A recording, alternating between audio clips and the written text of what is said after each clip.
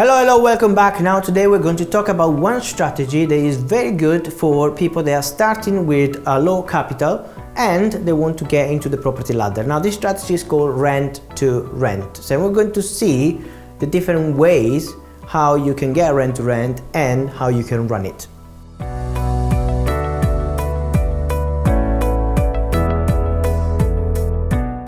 So let's call it rent to rent here, okay? Now, what you do with rent to rent is basically a lease from a landlord, okay? It's not a subletting. Remember, this is quite different because subletting is illegal. Leasing a property from a landlord is totally legal. So you have one property here and you can find it on several platforms, could be Rightmove, Open Rent, Facebook Marketplace, Zoopla and so on.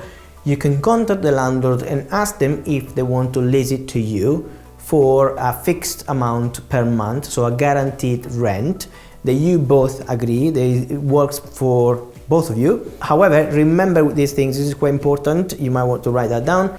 Do not pay more than the market rent, okay? This is quite important because if you are guaranteeing a rent that is more than the market rent, then it means not only you're giving them the opportunity of having the rent regardless if the tenants are paying or not, but you're also overpaying.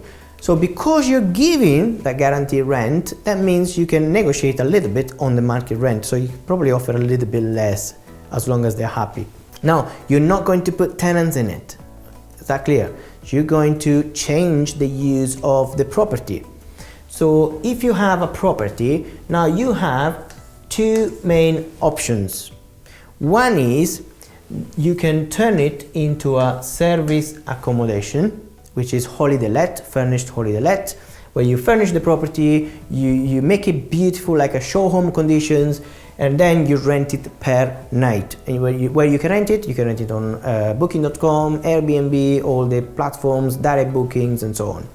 You can rent it to contractors, to families, to people that are traveling and visiting, tourists, and you can benefit from that. Obviously the nightly rate is enough to cover for the monthly rent that you're paying. So if you rent it for at least 10 nights, that should cover for the rent, all the rest is extra profit. The other option is to turn it into a HMO, which is a house on multiple occupation.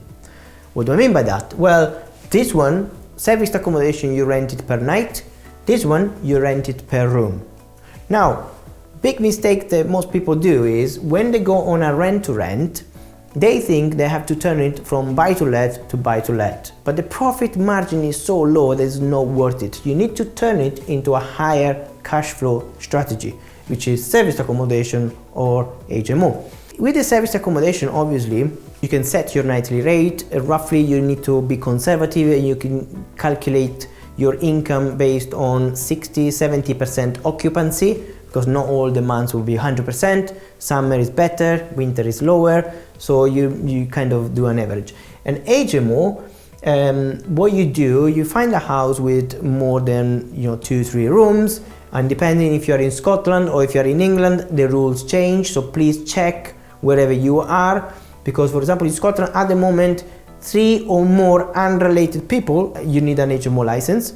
If you're renting in England, you need 5 or more unrelated people before you need to apply for a license. So you see the rules are a bit different, but the principle is the same. So let's say you have 3 or more, or 5 or more, let's say in both countries this applies, you need an HMO license for the property, you can rent room by room. Now there are then different ramifications of the HMO, you can have HMO where the landlord pays for everything, and the other one is where the tenants pay for everything. What do I mean by this? Well, the landlord can pay for all the bills and then the tenants just pay their portion of the rent, but then when the tenants move out, then the landlord is responsible to find the tenants. However, if you apply this one, where the tenants, one tenant is on the contract, they are responsible for everything, including bills, then if one tenant move out, then they are very much interested in finding the next tenant as soon as possible because they want to split the bills, if that makes sense. So this is generally the strategies which is very, very profitable, where you make money from properties you do not own. Is that clear? Yeah.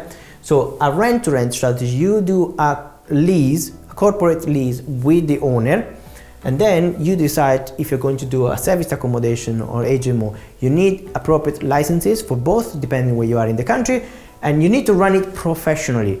Do not just take the property and neglect it, because that landlord there might have other properties. If you treat that property well and you leave it in good conditions, that landlord not only will give you their properties, the others, but also will recommend you to other landlords, because guess what?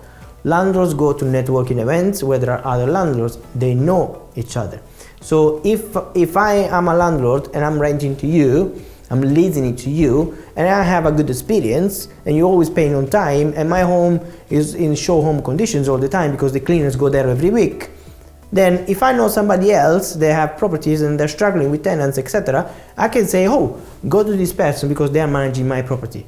So it's really important that you do this professionally. If you need to be educated on that one, if you need to be trained, feel free to comment. Feel free to get in touch. We teach these strategies. Not only that, we teach different strategies of rent-to-rent. Most people know just one. We have multiple strategies of rent-to-rent where you don't need to commit with a guaranteed rent. Intrigued? Now, let's do this. My name is Dr. Giuseppe Paladini. We teach about these strategies. Please get educated. Please do it professionally. And don't forget to comment below this video. Don't forget to share and subscribe to the channel. So I'm the founder of Stepping Bricks, and I look forward to seeing you growing either with one of the two strategies. Bye bye for now.